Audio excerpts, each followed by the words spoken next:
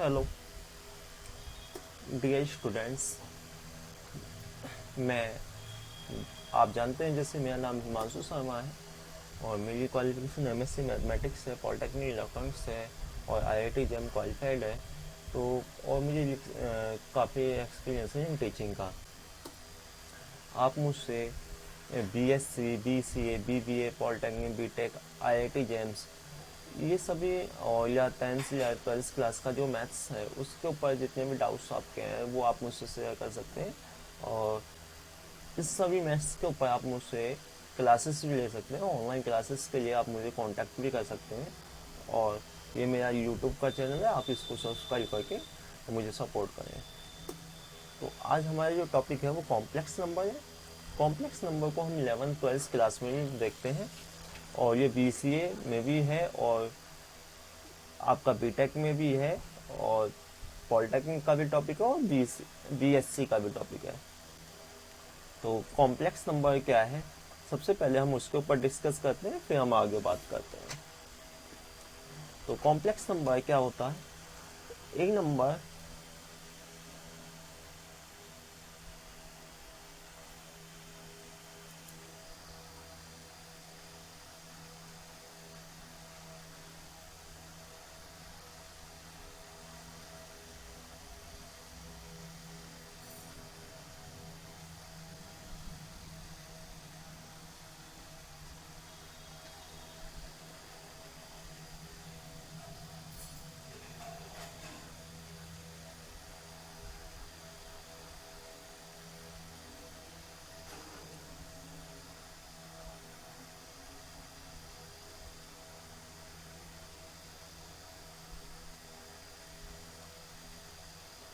Complex number होता है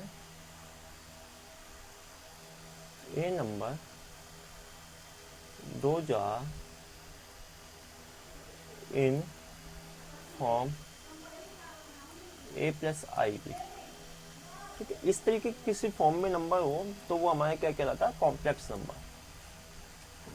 ए और बी कैसे नंबर है? यार रियल नंबर है। आई कैसा है? आई क्या है? आई आई क्या कहलाता है हमारे पास? ये ही क्या कहलाता है? I is imaginary. और इमेजनरी का मीन्स हो गया जब ए इससे मल्टीप्लाई करेगा तो ये वाला जो पार्ट है वो इमेजनरी हो जाता है। इसको बोलते हैं आयोटो, आयोटा। आई को बोलते हैं आयोटा। ठीक है, तो जैसे मैंने लिखा, कोई एग्जांपल लेते हैं, 5+3i। ये कैसा नंबर हो गया? कॉम्प्लेक्स नंबर हो गया। 0+0i, ये कैसा कॉम्प्लेक्स नंबर हो गया? ठीक है, इस तरीके के भी कोई कॉम्प्लेक्स नंबर क्या कहलाता है? Complex number. कॉम्प्लेक्स नंबर को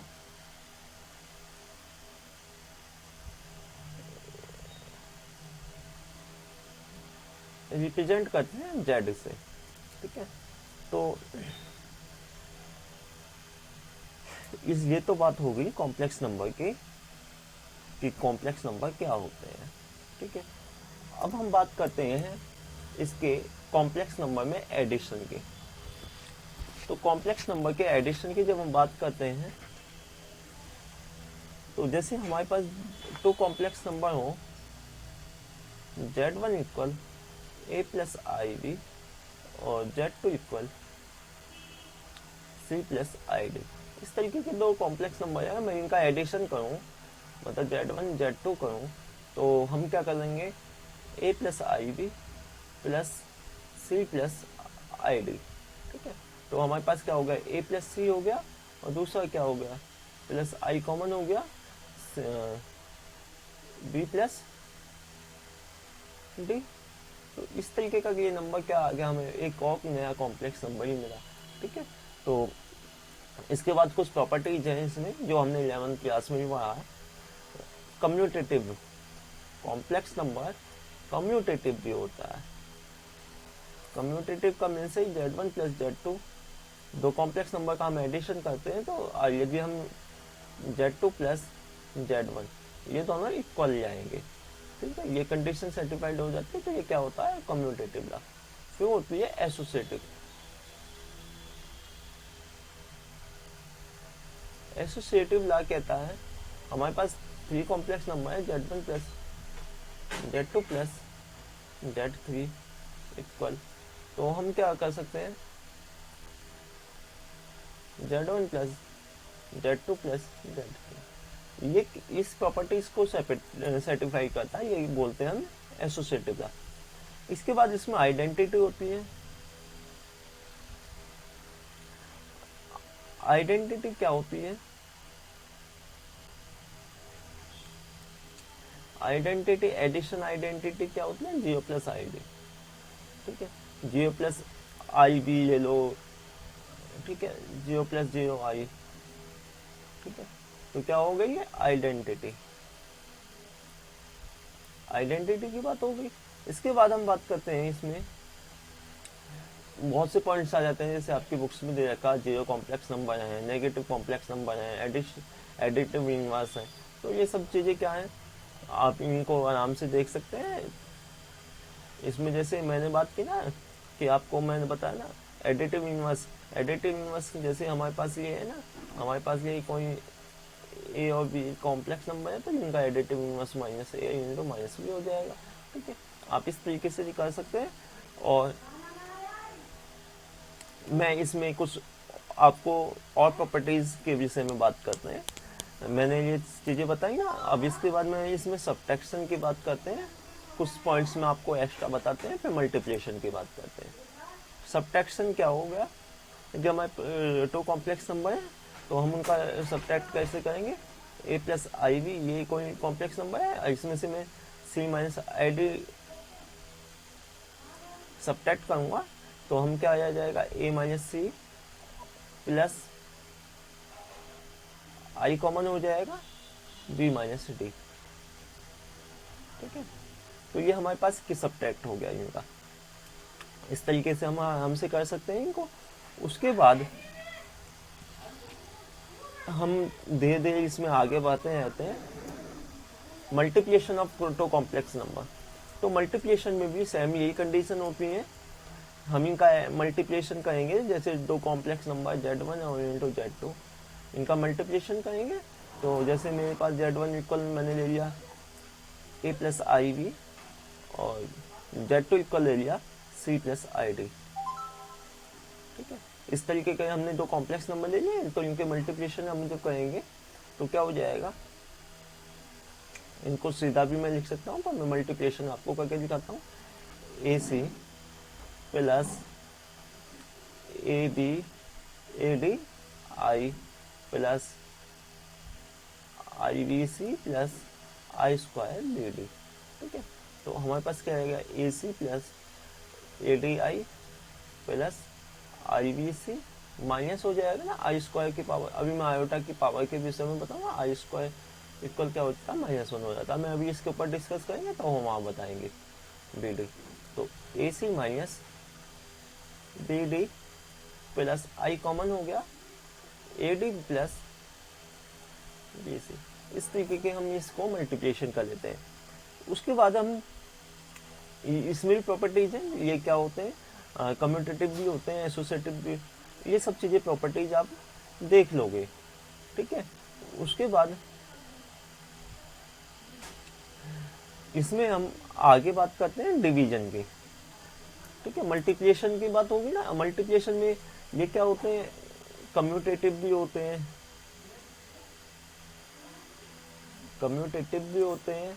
कम्यूटेटिव का मीन्स है कि हमारे पास 2 कॉम्प्लेक्स नंबर हैं Z1 into Z2 equal Z2 into Z1, ठीक है, आप इसको नोट भी कर सकते हैं। एसोसिएटिव भी होते हैं, एसोसिएटिव का मीन्स पता क्या हो गया कि हमारे पास 3 कॉम्प्लेक्स नंबर है Z1 इंटू Z2, और यदि मैं इनका किसी भी 3rd कॉम्प्लेक्स नंबर से मल्टीप्लिकेशन कराऊंगा तो हम इसे ऐसे लिख सकते हैं Z1 into Z2 into Z3, ये मतलब एसोसिएटिव लॉ हो गया। उसके बाद आइडेंटिटी की बात होती है, मल्टीप्लिकेशन आइडेंटिटी क्या हो जाती है वो भी आपको पता है कि 0 प्लस 1 प्लस 0 आई हो जाती है, ये भी आपने देखा है। उसके बाद मल्टीप्लिकेशन इनवर्स की बात होती है, तो मल्टीप्लिकेशन में इनवर्स के क्या हो जाता है कि हमारे पास प्रीम कॉम्प्लेक्स नंबर लेंगे और उसके बाद एक्स और वाई की दोनों की वैल्यू हम निकाल लेंगे। मल्टीप्लिकेशन इनवर्स में क्या आ जाता है, एक्स इक्वल आ जाता है ए अपॉन ए स्क्वायर प्लस बी स्क्वायर और वाई इक्वल बी अपॉन ए स्क्वायर प्लस बी स्क्वायर। ठीक है, ये हमारे पास मल्टीप्लिकेशन इनवर्स आ गया। ठीक है, उसके बाद हम बात करते हैं, इसमें कुछ लॉ होते हैं, 1 by 1 पॉइंट्स हम अब सभी पे डिस्कस करते हैं। तो इन्होंने ये बोला है, अब मैं बात करता हूँ थोड़ा सा modulus and the conjugate of A complex number. तो जब हम मॉडुलस की बात करते हैं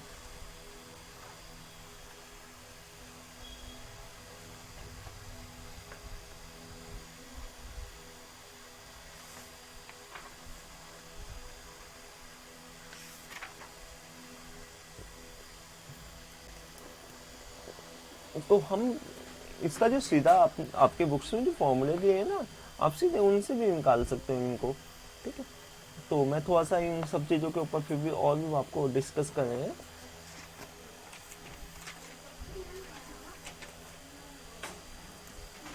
सबसे पहले मैं बात करता ना मॉडुलस की। तो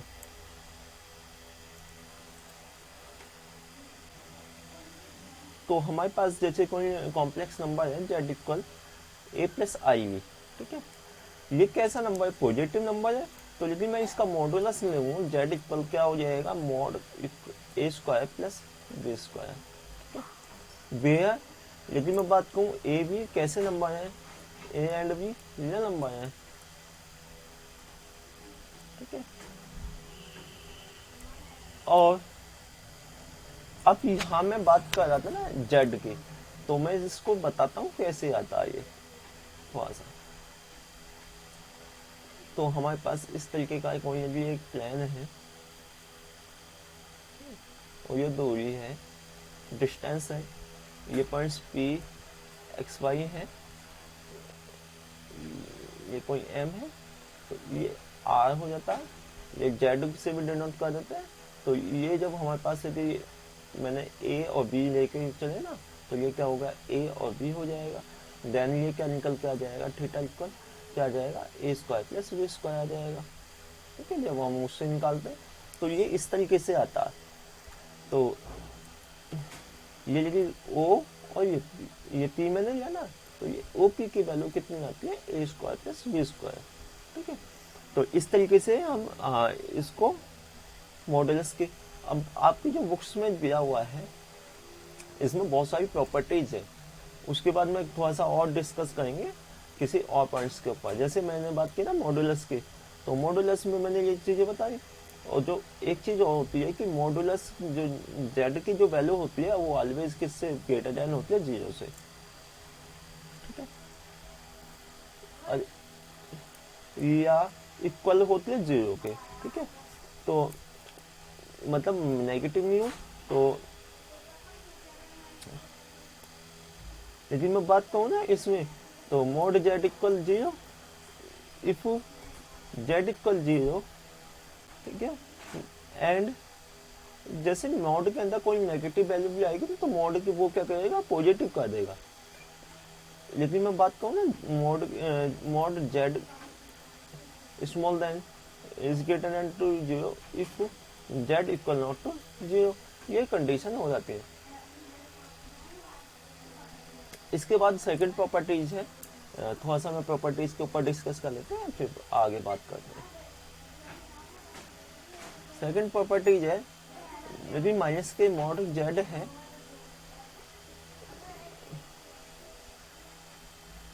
स्मॉल देन इक्वल टू, तो ये चीज़ें मैं आगे बताऊंगा। थोड़ा सा अभी हम इसके विषय में और डीपली जान लें, फिर मैं इसके ऊपर बाद में आपको बताता हूँ। पहले थोड़ा सा और डीपली समझ लें। ठीक है, तो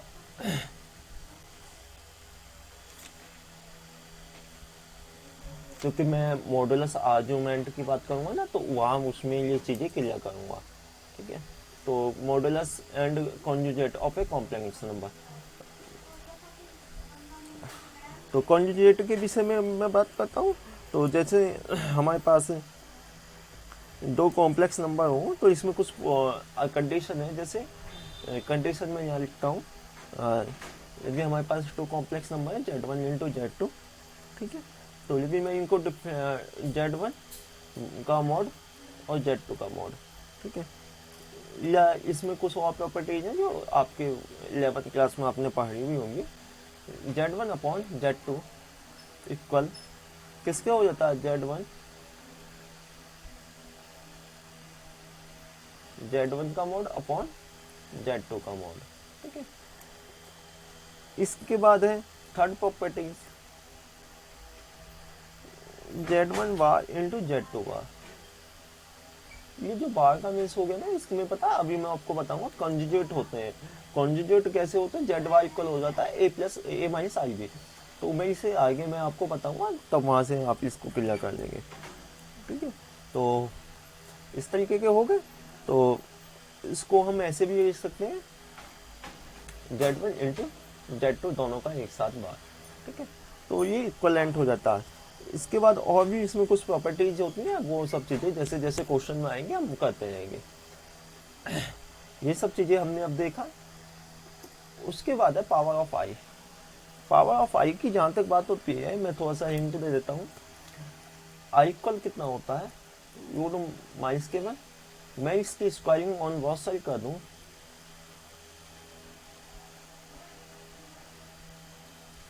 जब मैं स्क्वायरिंग ऑन बहुत साइड कर दूंगा देन आई स्क्वायर इक्वल क्या हो जाएगा, माइनस के बाद। यदि मेरे पास आई स्क्वायर 35 इस तरीके से कोई वैल्यू निकालनी हो तो मैं आई इंटू 34 इंटू आई। तो आई के पहलू जो जब हमारे पास ये 2 कैसा नंबर है, इवन नंबर है, जब ओड आएगा तो माइनस की वैल्यू हो जाएगी और इवन आएगा तो माइनस की वैल्यू हो जाएगी। तो जैसे मेरे पास आई 35 है, तो 35 है तो हम इसको सीधा 2 के उसमें चला जाए, तो आई स्क्वायर की वैल्यू हम कितने लिख सकते हैं, सीधा यहाँ माइनस के 1 और इंटू आई। तो हमारे पास क्या आ गया, माइनस के आई आ गया। इस तरीके से हम आई की वैल्यू जहाँ जहाँ क्वेश्चन में पुटअप होगी वहाँ हम रख के ये कर लेंगे, ठीक है। आपको ये समझ में आ गया होगा।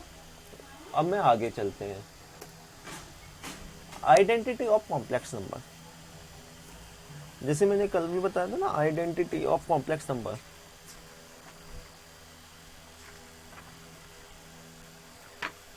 तो आइडेंटिटी क्या है,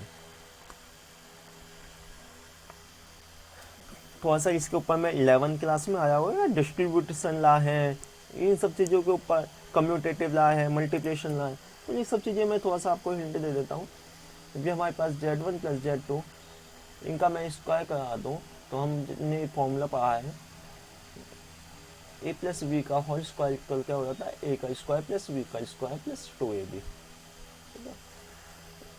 तो इस तरीके से हो जाएगा ना, Z1 का स्क्वायर प्लस Z2 का square plus 2 Z1 into Z2, ठीक है। अदरवाइज आप इसको और भी कर सकते हैं, जैसे मैंने ये बताया ना।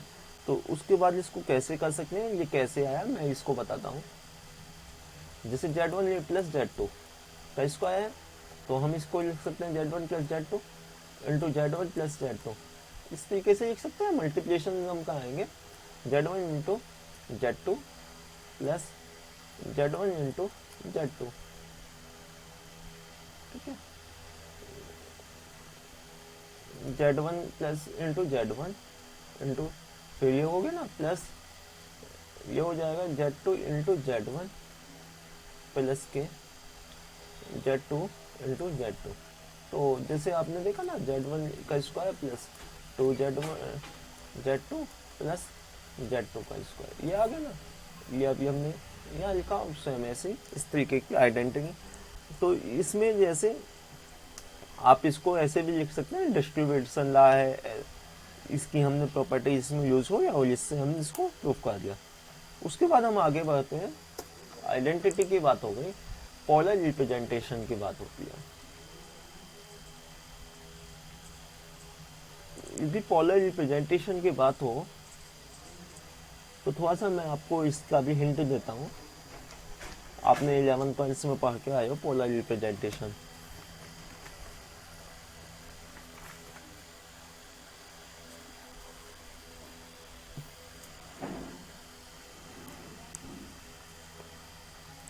और मैं इसके साथ ही पोलर रिप्रेजेंटेशन के में भी कॉन्जुगेट और बताऊंगा आपको कॉन्जुगेट क्या है।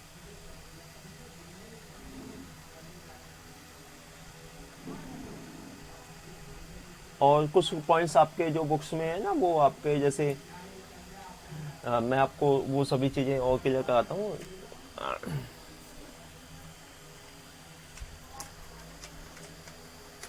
कॉम्प्लेक्स नंबर में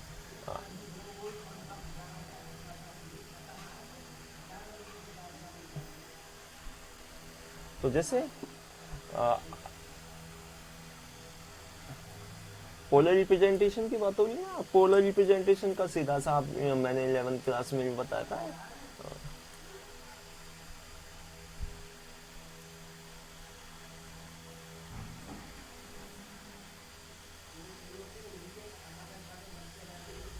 तो जैसे ये P into X Y points हो गए, तो आप इसको जो है ना, ये हो गया एक्स, ये वाई हो गया, ठीक है, इस तरीके के लिए पॉइंट्स हैं। तो हम यहाँ वैल्यू निकाल लेते हैं, x square plus y square आ जाता है थीटा की वैल्यू, ठीक है। तो इसमें जो मुझे बताना है मैंने वो उस चीज़ के ऊपर चलते हैं पहले। पोलर रिप्रेजेंटेशन तो बस ये पॉइंट से रह गया, पर मैं थोड़ा सा और हिंट देता हूँ कॉन्जुगेट का, क्योंकि वो उसके मैंने पीपीटी नहीं बनाई थी। क्योंकि कॉन्जुगेट क्या होते हैं, जैसे मेरे पास इस तरीके के, ठीक है, ये सब एक्स एक्सिस वाई एक्स ये सब आपने पढ़ाए होंगे।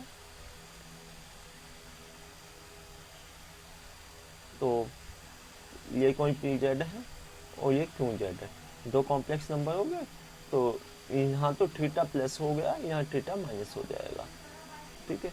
तो इसमें जो है ये जो कॉम्प्लेक्स नंबर दे दिया ऊपर वाला, तो जेड तो हो गया ए प्लस आई भी, और नीचे वाला क्या हो गया, जेड वार से डिनोट कर दिया, ये क्या हो गया क्यू जेड इक्वल, इसको हम जेड वार से भी डिनोट कर सकते हैं।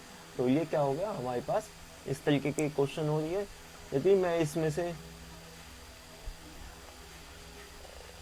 ये निकालूं तो ये क्या हो जाएगा कि जेड प्लस जेड वार अपॉन टू, ठीक है। या इमेजनरी जेड की बात कहूँ, रियल जेड की बात होगी ना, इमेजनरी जेड की बात कहूँ तो जेड माइनस जेड वार अपॉन 2i, ठीक है। ये सब चीज़ें हम आगे पाएंगे आज। तो प्रॉपर्टीज ऑफ कॉन्जुगेट में भी प्रॉपर्टीज हैं, जैसे जेड वार इक्वल हो जाता है जेड, ठीक है, क्योंकि और फिर ये सब चीज़ें प्रॉपर्टीज आप देख लेंगे जो जो प्रॉपर्टीज हैं। उसके बाद आपका है ये सब चीज़ें हो गई ना, डिवीजन इन सी। तो डिवीजन इन सी क्या है, यदि हमारे पास टू कॉम्प्लेक्स नंबर है, जैसे मैंने कहूँ डिवीजन इन सी क्या है, डेफिनेशन के अनुसार क्या होती है, एक complex number A B is set to B divisible by a complex number C D if they exist a complex number X Y such that X Y, ये कंडीशन हो गई एक्स वाई और C D equal A into B. इसका कहने का means क्या है कि यहाँ X plus I Y, X plus I Y, और ये लिखा हुआ है C plus I D equal a plus i b, ठीक है। तो आप इसके मल्टीप्लिकेशन करोगे तो उससे उसके बाद में ये आप एक्स और वाई दोनों की वैल्यू निकाल लोगे।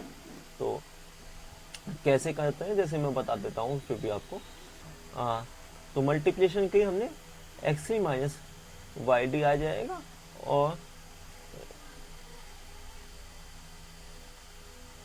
एक्स सी माइनस वाई डी हो गया ना, एक्स सी माइनस वाई डी, और हो जाएगा एच डी दूसरा क्या हो जाएगा X D plus Y C, ठीक है, या ए प्लस आई भी।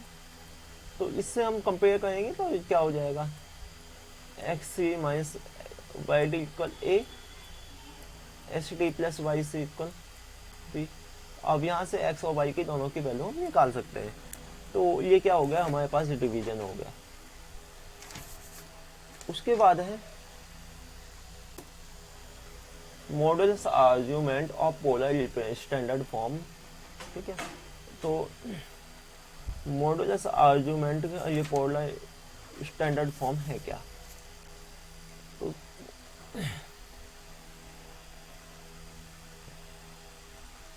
जैसे मैं थोड़ा सा इसका ये कभी मैंने ग्राफ बना के दिखाया था ना, उससे ही इसका भी होता है। इस तरीके से ये कोई कॉम्प्लेक्स नंबर है, यहाँ पी पॉइंट्स पे ए बी कोई पॉइंट्स है। ठीक है, ये डिस्टेंस हमारी बी हो गई, ये हो गई, ए हो गई। जेड इक्वल कितना आ जाता था, रोड ए स्क्वायर प्लस बी स्क्वायर आ जाता है। ये आर बी है कोई, लेकिन हम इसके ऊपर सर्कल ड्रॉ करेंगे तो ये आर बी है, और ये एंगल कितना है, थीटा है। ठीक है, तो ये सब चीज़ें क्या हो गई, इसमें मैं इसकी प्रिंसिपल वैल्यू और आर्गूमेंट की जो बात करते हैं, तो मैं जिसमें कहूँ कि नॉन जीरो कॉम्प्लेक्स नंबर हो, और नॉन जीरो कॉम्प्लेक्स नंबर मतलब एक्स प्लस आई वाई, ये कोई रियल नंबर भी हो। ठीक है, can always be put in the form, इसको हम इस तरीके से फॉर्म में लिख सकते हैं, R into cos theta plus I sine theta. ठीक है, यदि मैं वेयर आर और थीटा क्या है, रियल नंबर है, ये आर भी है। ठीक है, where R and theta is real number, then हम इसको क्या कर सकते हैं, कंपेयर कर देंगे। तो कंपेयर करने के बाद हमारे पास एक्स इक्वल क्या आ गया, आर कॉस थीटा, समझे, वाई इक्वल क्या आ गया, आर साइन थीटा। ये इक्वेशन फर्स्ट सेकंड हो गई। Then squaring on both side, और हम इससे आर की वैल्यू निकाल लेंगे। तो हमारे पास क्या हो जाएगा, x square plus y square equal r square into cos square theta plus sine square theta, या r square equal x square plus y square r equal, ये हो जाएगा। तो अब यहाँ से हम एक चीज़ और कर सकते हैं कि यहाँ से एक्स आर इक्वल क्या निकाल सकते हैं, एक्स अपॉन कॉस थीटा, या कॉस थीटा इक्वल हमें निकालना ना, तो cos theta equal X upon R, और यहाँ हो जाएगा Y sine theta equal Y upon R. तो आर के हमने यहाँ वैल्यू निकाल ली, यहाँ हम वैल्यू पुट कर देंगे तो कॉस थीटा और साइन थीटा आ गए। तो उसके बाद हम टेन थीटा भी निकाल लेंगे और थीटा इक्वल भी निकाल लेंगे। तो हम टेन थीटा इक्वल क्या हो जाए, यदि हम इनको डिवाइड कर दें, sine theta upon cos theta, तो साइन थीटा इक्वल कितना, y upon r upon x upon r. Then क्या हो जाएगा, वाई अपॉन एक्स, या वाई की वैल्यू कितनी है, वाई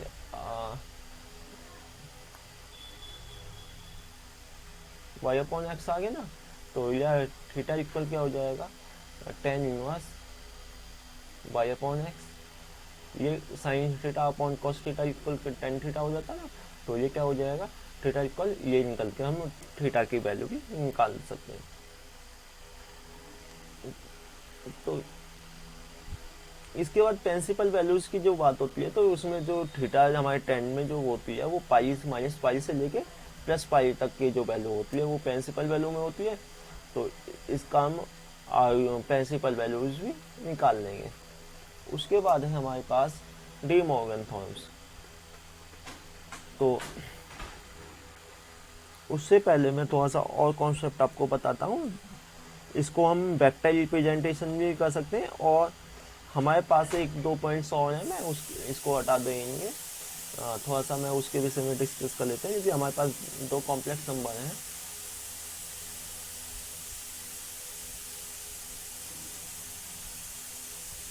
ठीक है, जैसे मैंने बात की ना, दो कॉम्प्लेक्स नंबर है इस तरीके से, ये कोई क्यू दे दिया और ये कोई पी दे दिया,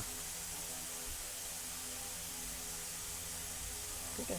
तो लेकिन मैं इन दोनों का जो एडिशन करके आएगा वो भी एक कॉम्प्लेक्स नंबर आएगा, इसको मैं m मान लेता हूँ। तो इस तरीके के लिए भी मैं इन दोनों के बीच की जो डिस्टेंस निकालूंगा, ये क्या होगा, Z1 प्लस Z2। तो हमारे पास जैसे मैंने बताया ना, Z1 इक्वल क्या दे दिया, Z1 equal X1 plus I/1, ठीक है।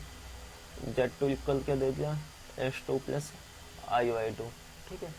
इस तरीके का दे दिया। तो ये जो M है ना, इसकी वैल्यू कितनी आ जाएगी, ये आ जाएगी 1/2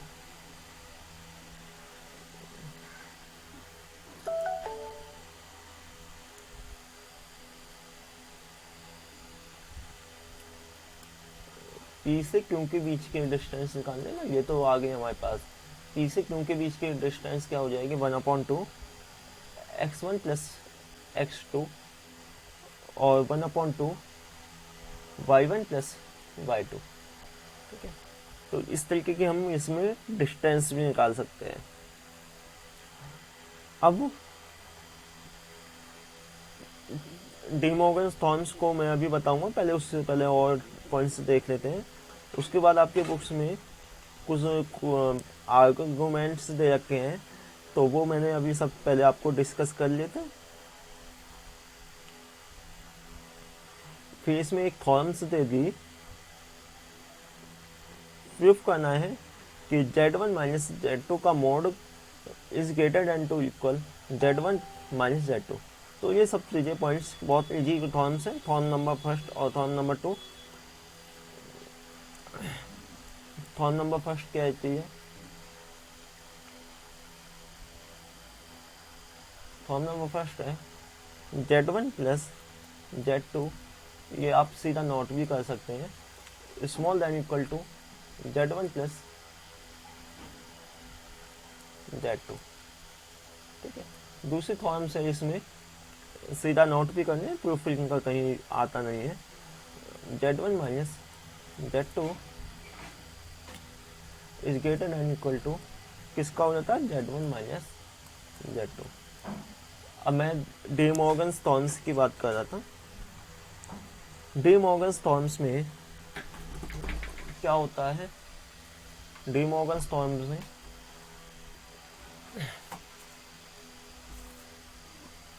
cos theta plus I sine theta की पावर n दे दी, तो ये कल क्या हो जाता है, cos n theta plus I sign n theta.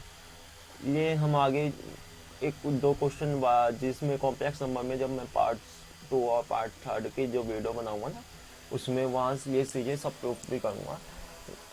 जब हम इसमें आगे आगे जब डिस्कस करेंगे कॉम्प्लेक्स नंबर में, तब वहाँ सब चीज़ों को मैं वहाँ क्लियर करूँगा। उसके बाद ये इस तरीके के क्वेश्चन इसमें होते हैं, तो आप इसमें क्या करोगे, अपोजिट साइन के ऊपर नीचे मल्टीप्लिकेशन कर दोगे, 7 minus 4i multiply 7 minus 4i। तो आप इसको सोल्व करोगे, 3 माइनस 2i और 7 minus 4i upon 7 minus 4i into 7 minus 4i, ये आएगा ना। तो इसको हम ऐसे भी कर सकते हैं, 21 minus 12i minus 14i minus minus plus 8i square upon 7 का स्क्वायर माइनस 4i का स्क्वायर, ठीक है। ये कैसे हो गया, a plus B into A minus B equal होता है हमारे पास a square minus B square, यह फॉर्मूला है होता।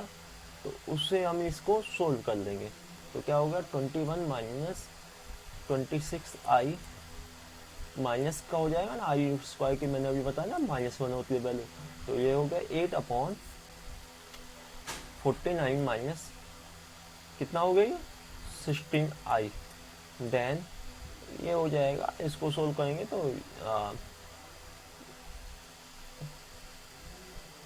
आप इसको सोल्व करके इसका आंसर निकाल लेंगे, ठीक है। इस तरीके के लिए क्वेश्चन हो सकते हैं। और ये जो दूसरा वाला क्वेश्चन दे दिया,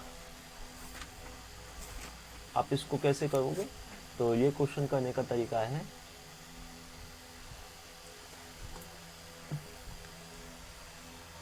ये हमें दे दिया ना 1+i, इसकी कंपेयर करेंगे r cos theta plus i sin theta से, ठीक है। तो जब मैं इसकी कंपेयर करूँगा तो 1 इक्वल क्या आ जाएगा, r cos थीटा, और 1 इक्वल r sin थीटा, ठीक है।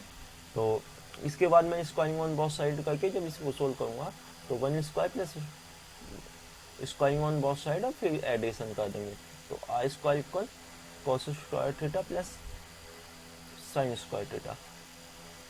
तो ये क्या हो जाएगा, 2 इक्वल r स्क्वायर इंटू 1। तो r की वैल्यू हमारे पास कितनी आ जाएगी, प्लस माइनस √2।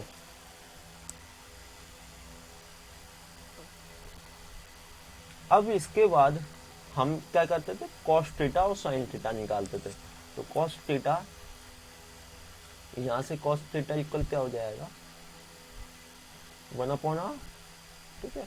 तो मैं cos थीटा इक्वल क्या हो जाता है, 1/r, और r इक्वल कितना आ गया, +-2, और sin थीटा इक्वल क्या हो जाएगा, 1/r, ये 1/√2। तो हमने r की वैल्यू निकाल ली, cos थीटा और sin थीटा की वैल्यू निकाल ली। अब हम इसे थीटा निकालेंगे, तो थीटा निकालने के लिए हम sin theta upon cos theta equal क्या करेंगे, 1/√2 अपॉन 1/√2। तो ये हमारे पास 1 हो गया, और tan थीटा इक्वल कितना होगा, tan में कितने की होती है, π/4 की, थीटा इक्वल tan इनवर्स π/4 लिखेंगे ना, तो ये क्या हो जाएगा, π/4। तो हमारे पास ये भी आ गया, और इसको हम मॉडुलस, इसका कितना आ गया, मॉडुलस ये आ गया, और इसको हम रिप्रेजेंट भी कर सकते हैं थीटा की वैल्यू रख के। कैसे,